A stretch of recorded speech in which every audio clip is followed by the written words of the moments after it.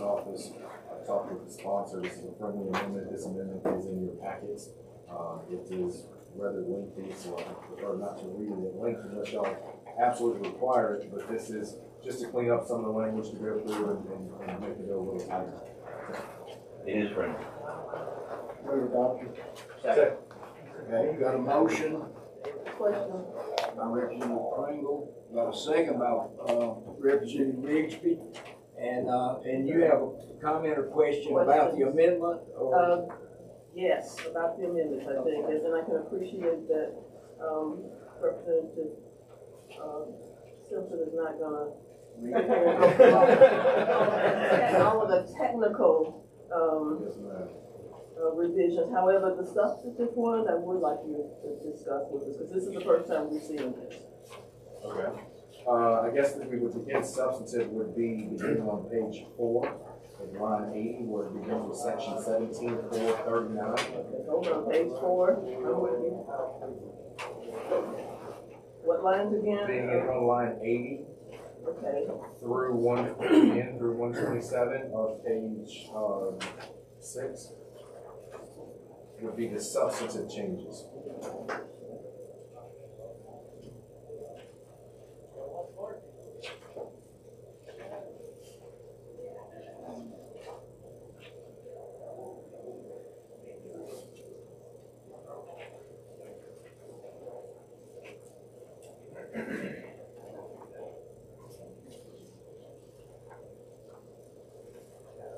Are there any other questions or comments dealing with the amendment? Mr. Chairman, with all due respect, I'm a slow reader. We'll give you a minute to peruse that.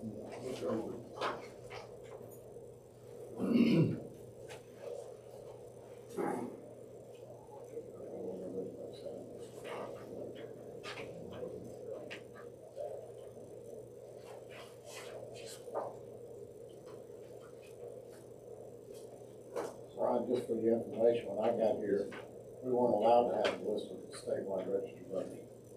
Really? Absolutely, we did not have a list. So a follow-up question, of Representative Simpson, can you tell us about the Alabama Voter Integrity Database? Or would you prefer that we get one of the?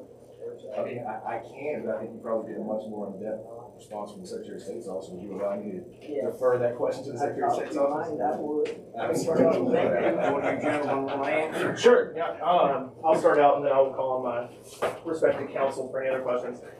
Basically, when Secretary Allen came to office, our team started putting together the Alabama Voter Integrity Database. So what we saw with the ERIC system, which we were taking out of state code, is the fact that it was out of state. We didn't know where the servers were, they did not have a physical location for their office, and there was no requirement for actual voter list maintenance. So with that, we used several prongs, one of which being the ALEA database. So we work with them on the driver's licenses that are issued to people that previously had driver's licenses in Alabama.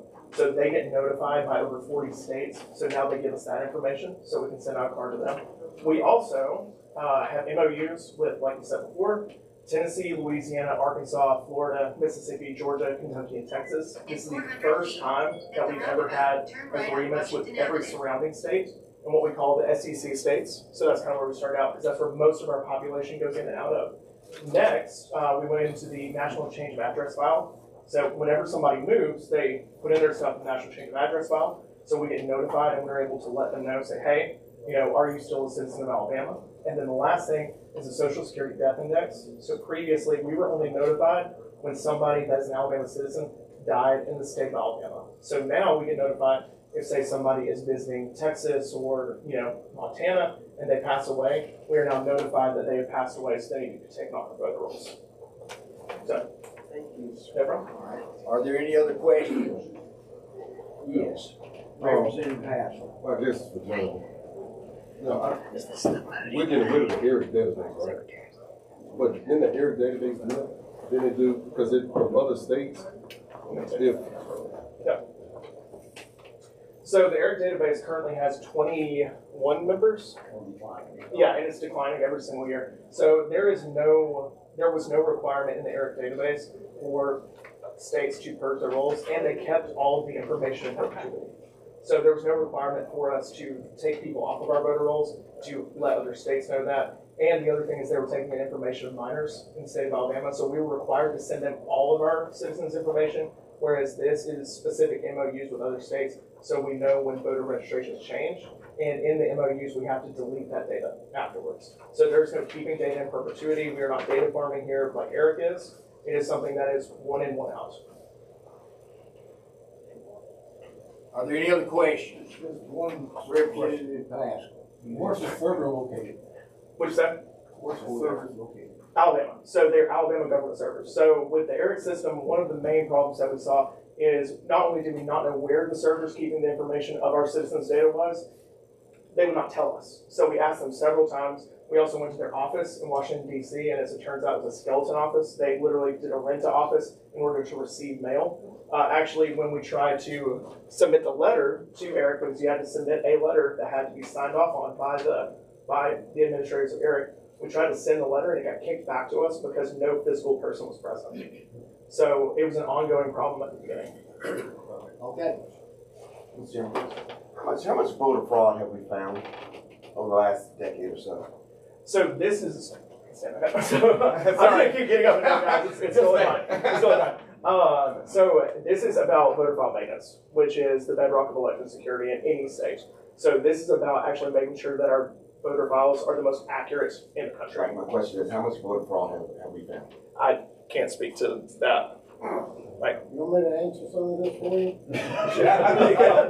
Brilliant. Well, no, when I Real first got question, I'm here, sorry. we were not allowed to have a list of registered voters in the state of Alabama. We had counties, 16 counties that had up to 137% voter registration. If you get 75 or 80%, you've done very well. 137% voter registration.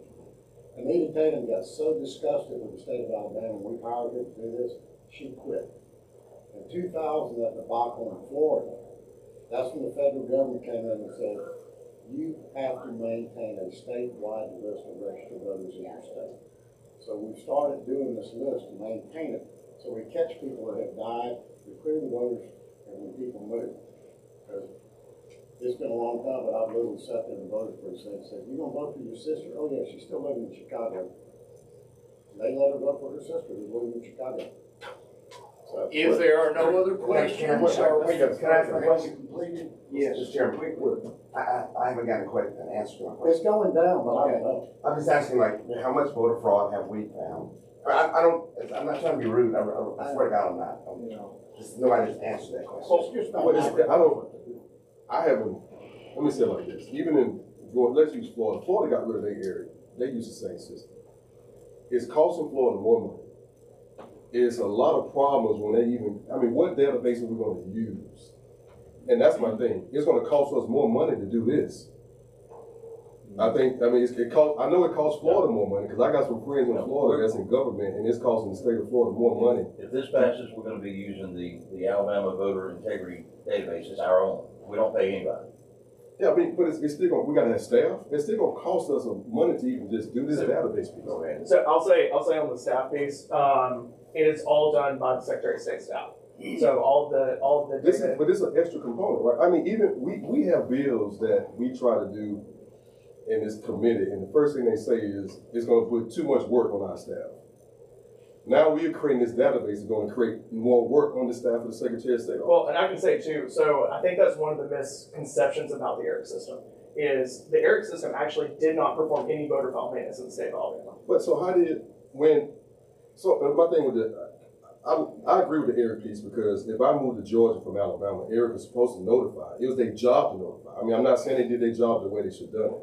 But one of my problems would be if we create our own database, I moved to Georgia and decide to move back, and I changed, and would it be enough? I won't be able to vote in that piece. But then, not only that, I'm getting phone calls about now. What we're doing now is people like, they trying to take me off this list.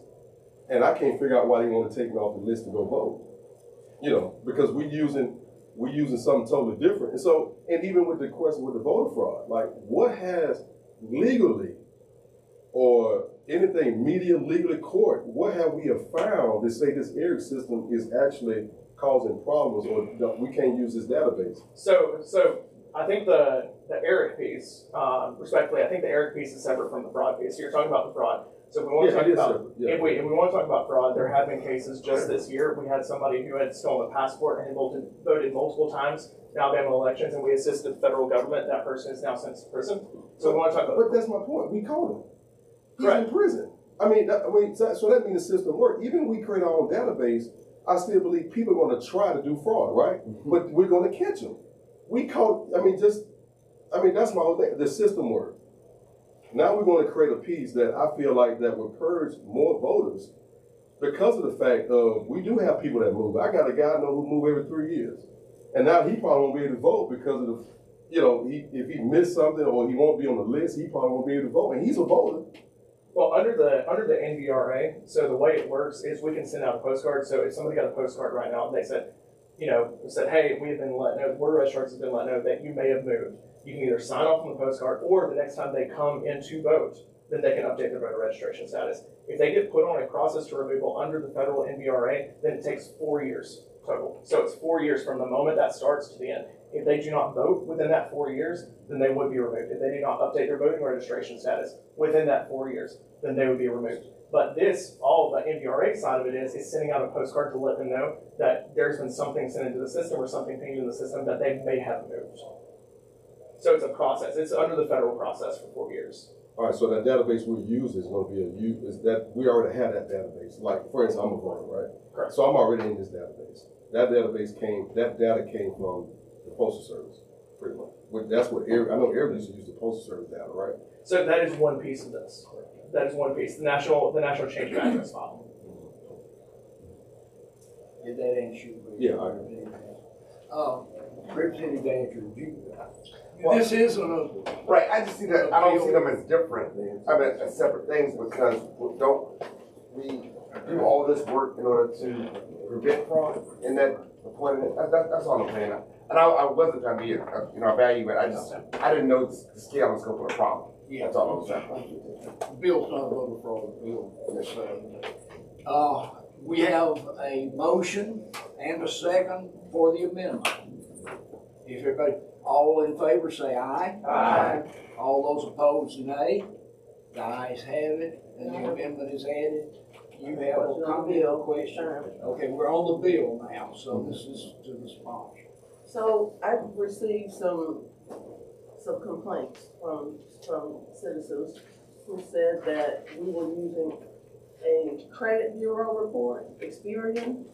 Were we? Are we? Can y'all talk about that a little bit? Because I had a person say that they have voted every time, they have not moved, and yet they received a letter telling them that they were gonna be removed from the voter roll, and they figured out that because they were a co-signer on Correct. something for a child who moved. So the vendor experience that you're talking about, they're one of I don't the. know what I'm talking about. Will you please explain? Actually, you're right on line.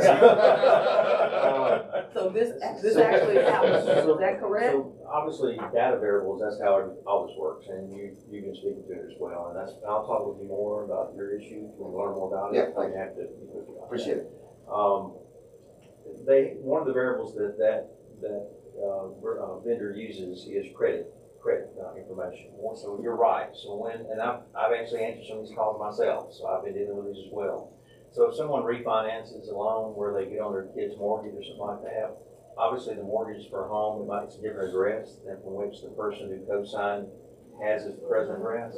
And so it sends a flag as a potential move. Not that they have moved, just as a potential move.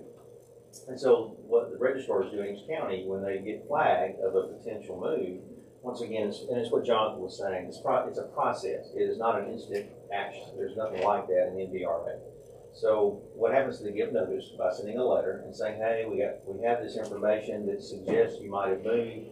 Would you please confirm with our registrar's office that you're still at the same address? And that's what that letter basically says. And it asks them to communicate back with the registrar office in their home county. Do we have to use credit bureau? I can just only imagine So- how often that's happening. So I can say this, is that one of the things that I'm recommending is that we tighten down some of the parameters of how they're looking at the data. And that's true in everything. So anytime you start using new data sources, you're basically learning from scratch. I mean, you're starting broad because you don't want to mess something up. But as you see what the touch actually is, you start narrowing down the filters. And that's what I expect you'll see on this. The refinance thing, it's actually not an easy thing to filter because a lot of people simply do refinance. Let's say they get married and they have a new life partner. It's very common that they might do a new mortgage together. That's very common. And they might buy a new home. So those, you can't just exclude all those kind of things, but there's hopefully a way we can tighten down that will reduce that kind of touch. And so that is what we're working on. But yes, ma'am, this is not a instant move. It's a 4-year process. So nobody's taking off the rolls. That's not how this works. Federal law doesn't allow that, and nor will we ever do that. How crucial is that credit bureau information to So this process? Do we have to use that? Well, once again, And I keep hearing about how parents are taking care of kids well into their 40s, and Yes, so ma'am. I can only imagine how often. and my kids aren't in their 40s, but one day we'll get there. So I understand. All I can tell you is that, we're always trying to find better ways of getting information, and so you're testing ways to get information. And that's going to be true no matter what organization we're working with, what vendor. We're trying to find the best variables, the best models, and then trying to find the best way to filter them down to what's really relevant and important. And that's what every office should do. They should always try to tighten their system down, and that's what we do on a continuous basis. Avid, or Avid, however you want to say it, I've heard it said different ways. It didn't happen overnight. This was something that was, a lot of due diligence went into it, a lot of work behind the scenes went into it, a lot of staff hours went into it. And frankly, when we first started working it, we were only targeting the states around us that Jonathan was referencing, and then like he said, SEC states. Now, we've got states contacting us who want to join. And so like Texas, we didn't go out and reach for Texas. They're a little kind of outside our region. But Texas saw what we were doing, heard about it. Secretaries of State talk to each other when they go to their conferences. And now we're about to announce another very large state that's purple that is now about to get on board with us. It's about to be official pretty soon. So we're getting touched by other states. Now the great thing is, once again, these are the most secure way we can keep this data. It's on our own government servers. We're not having to hire any new staff. This is a lot of data processing work. And so we already have people with those skills that work for our office that are helping us with that. And we're constantly working through that. We're also doing these MOUs with other states. We're getting great comparative data, and we're doing the same with them. But the agreement says when you're done with it, you have to purge it. You have to clean it. That way, it's new data. It's fresh data all the time. We're not holding on to old data that, frankly, may no longer be accurate. And so it's good that we're constantly updating our data. That makes the system much, much cleaner, much better. Yeah, we have one more, Representative Van, you have a question. Thank you. I apologize for being late, Mr. Chairman. Running for another meeting, complex Zoom call. Would you just, for my edification, give me clarity? I don't know if it's the chair,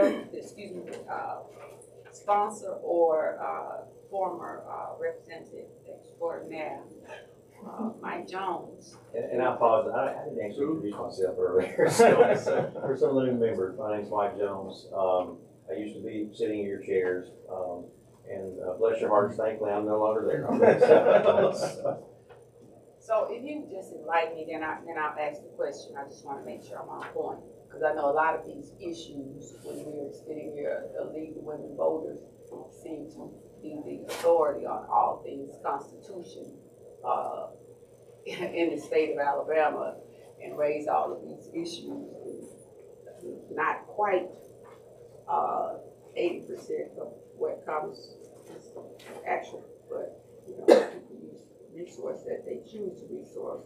I choose to come here to represent a base. So if you would kindly give me understanding and clarity on this bill, so I don't want to alarm anyone in my district, in the district I represent, based on one organization. So the bill is dealing with voter maintenance, the existing code.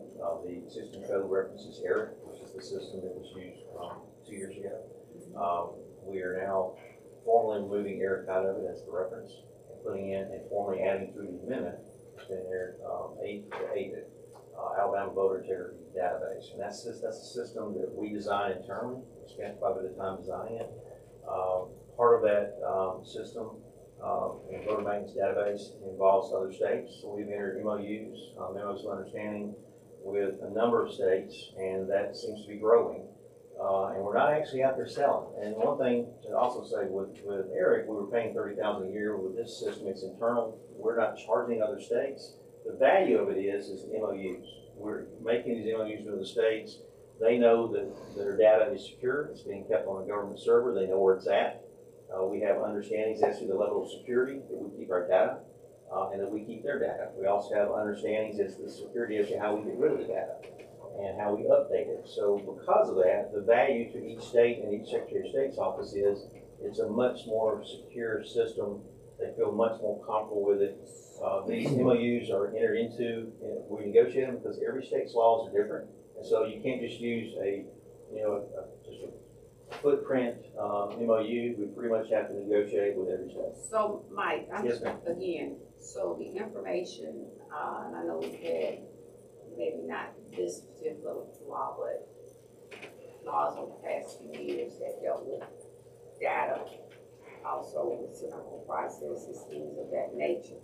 So the data that you receive, I guess from the MOUs Yes, ma'am. with these other states, is that MOU for you to be able to extract the data? And I'm assuming the data would be name information, name, address. So one of the reason for the MOU, the exchange of data, is when people, let's say hypothetically, because I can't talk about any active case and I can't talk about anything that's under investigation, I'm not allowed to do that, okay?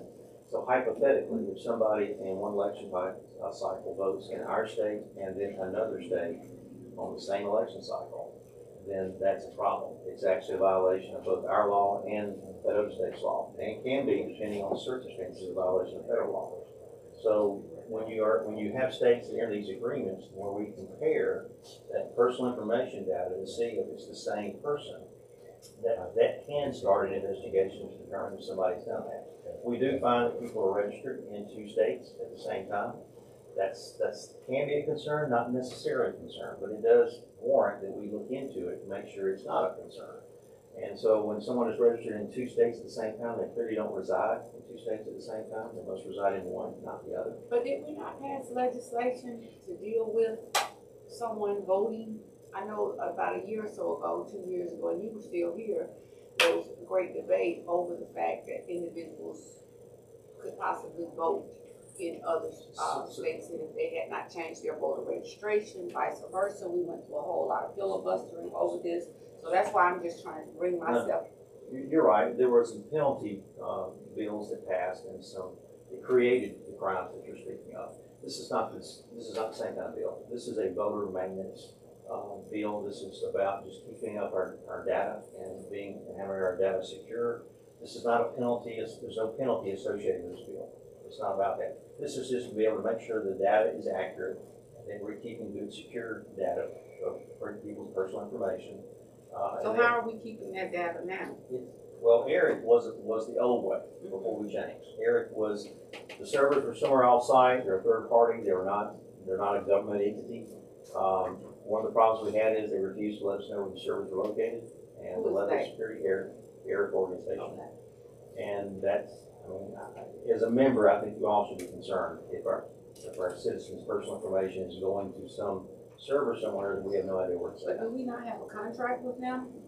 I think there was one, and this is a prior administration, so it's before I came here. But yes, there was an agreement or a contract at some point. Once it expired, and that's what happened. We terminated that. So you all terminated that Correct. contract. So now, as a result, we're moving into this system process. That's correct. Do we have any other, one more comment, Representative? You brought up Texas. Representative, not representative, I'm sorry. I get called judge, representative, and some other bad things. Texas got rid of that area like 2022. So what have they been doing for the last? So a lot of states have been trying, basically just fumbling along. One of the things we were doing, if you look on page, y'all mind if I reference this? You okay? Okay. On the amendment, if you look at, Very good if you reference it, Mike. you look on page 6, letter E, United States Department of Homeland Security Citizenship and Immigration Services data to identify individuals who are registered to vote in Alabama but are ineligible to vote because they are non-citizens.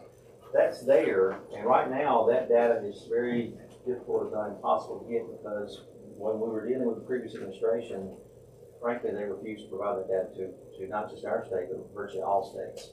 And we don't quite understand why. The data, according to federal law, should be accessible to the states for the purposes of voter file maintenance.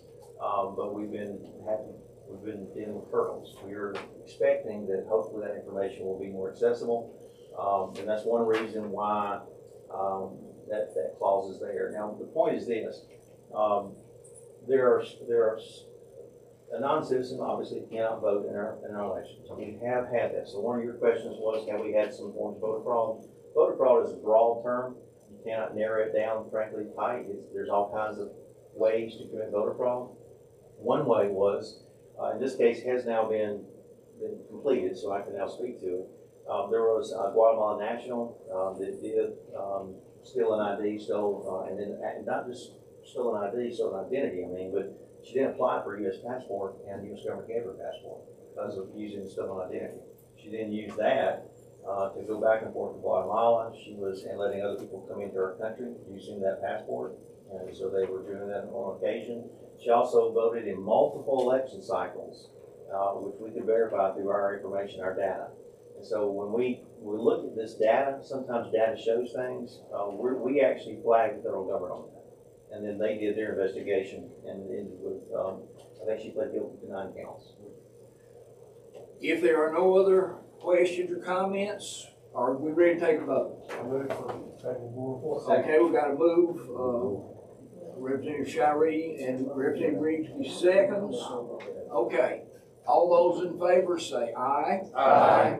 All those opposed, nay. Nay. Okay, the ayes have it. You have 2 nays, okay. Thank you, members. All Thank right, you, Mr. did Chairman. you get the nays? You're welcome. Sir, can I ask for clarification? You want me to record your name? It's not a recorded vote, but you can say it's not unanimous. We have that. You're welcome. Thank you. I was a nay also. Yes, ma'am. Oh, I know the man voice. Mitchell, come on now. You know my voice. All right, HB 480, Representative Treadway's not here, Representative Simpson's taking his place. You better look. I don't know about that. Y'all got the BT today on this. This is HB 480. So what this is a foreign national that comes in, can apply for a license, they can apply for a vessel license, they can apply for a non-driving license ID. But what they do is sometimes they show up to vote, and when they show up to vote, they can pass this along. So between the time they come and they become a U.S. citizen, they do become eligible to vote. They can become a national citizen. They can become a citizen that is recognized.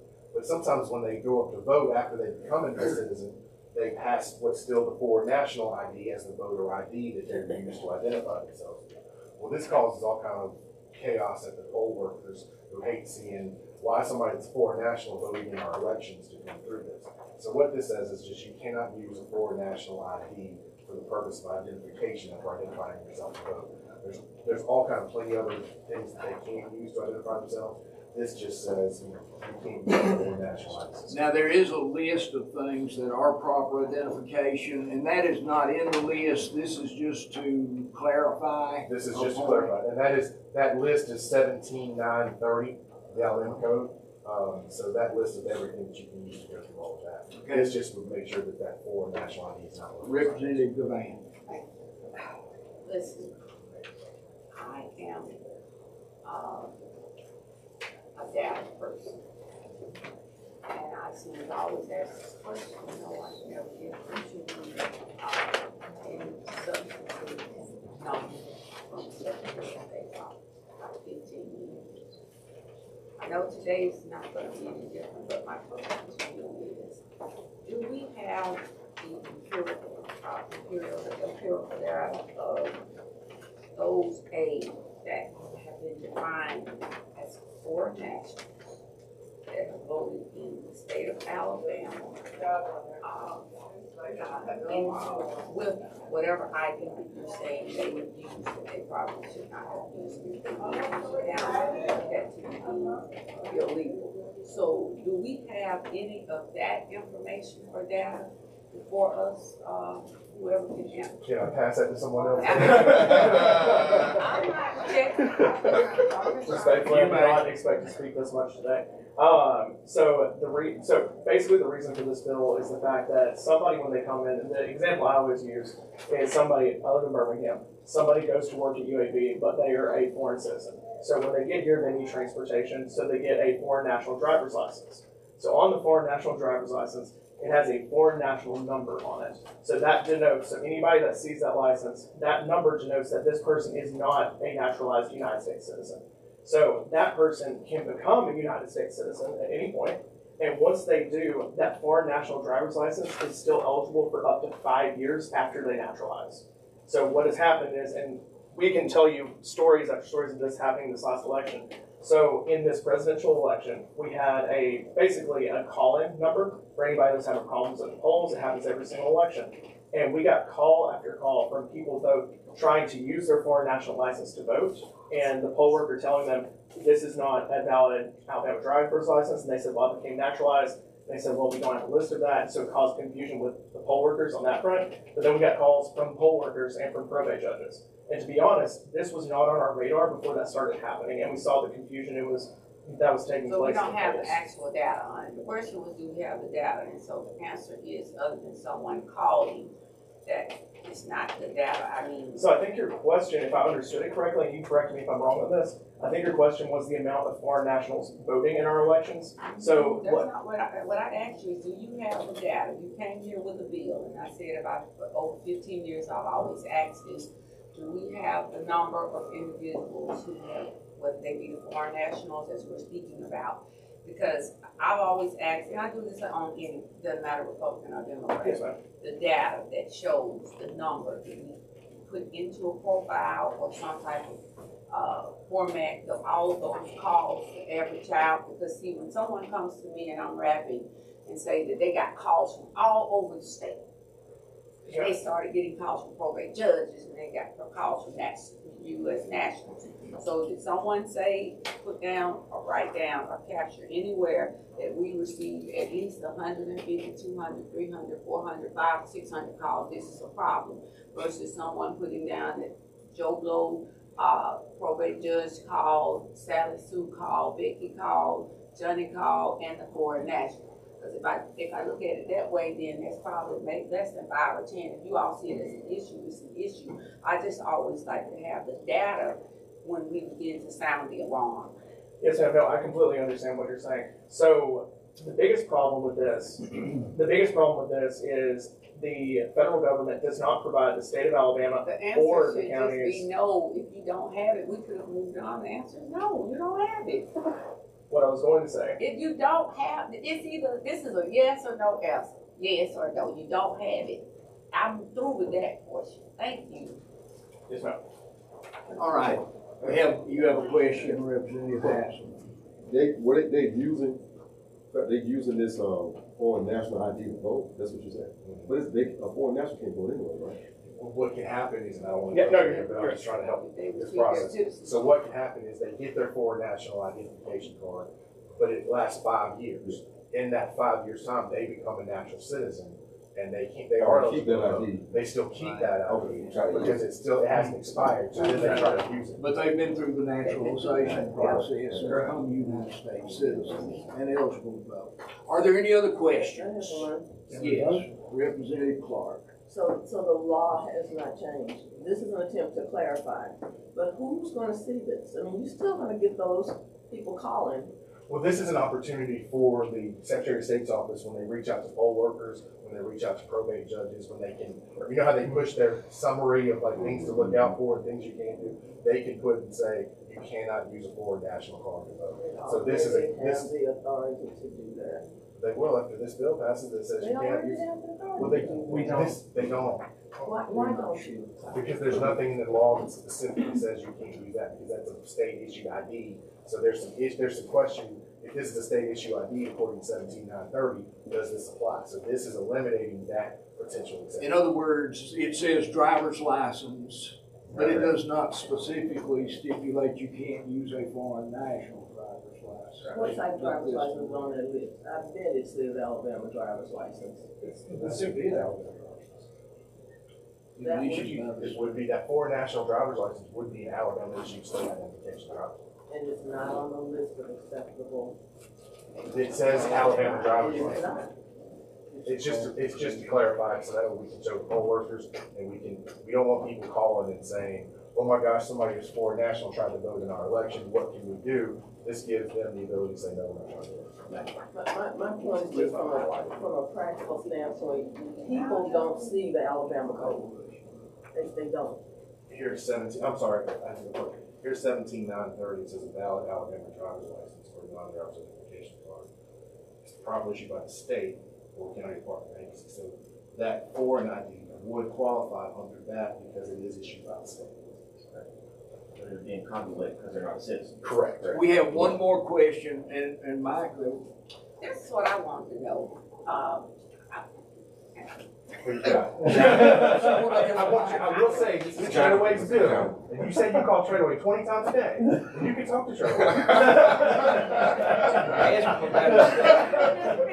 You see what I'm saying? You need to hit that gavel. Simpson, all right now, Reeves, come on now. Listen, but seriously, this is just in line with everything that you all are speaking, because I never hear you all address this with all of the issues of voter fraud. The biggest voter fraud that is perpetrated on a regular basis, if there is one in the state of Alabama, is that person who does not vote in the precinct for which they actually live. In other words, I registered to vote in Jonesboro 20 years ago, and I moved to Xboro within the last 20 years, and so I've been living there for 20 years. And I go all the way back to vote in Jonesboro. And that is voter fraud, and I want to know why y'all don't ever really address that issue. I've asked that sometime. Even my good friend, former Secretary of State John Miller. But I want to know why y'all don't put such an emphasis on that versus all of these other things. Mike John, you didn't know that was like that may be a later. no. I might not have him later, but I want to know. Because I had to deal with a couple of these just in my practice, and it's come up, and I've always wondered. So those would be the things that I would think you all would try to address. Or are you really trying to, Well, let's stay germane to the bill we have well, at hand, no, which has nothing to do with this. okay, in other words, that's your We way are because Jason they don't Rabbit. have. Oh, well, no, I mean, we want to, okay, that's fine, Mike, but I want y'all to go first. He's gonna stay after just to talk with you. I just want He's to gonna ask stay you. late. We were talking about voter forms and voter fraud. Are and I there, wanna know. We have a motion and a second, I think, on the floor to vote on this bill. Okay, all those in favor say aye. Aye. All those opposed, nay. The ayes have it, one way or the other. Hey, record that, record that. Wait a second. Mike. Go get Mike. I'm saying. Right there. I'm just telling y'all, y'all it's crisscross state to go vote in other places. And y'all, Hey, no, but tell me how you did it. they don't address these issues right here. Where's Jonathan? We got another That's the better screen.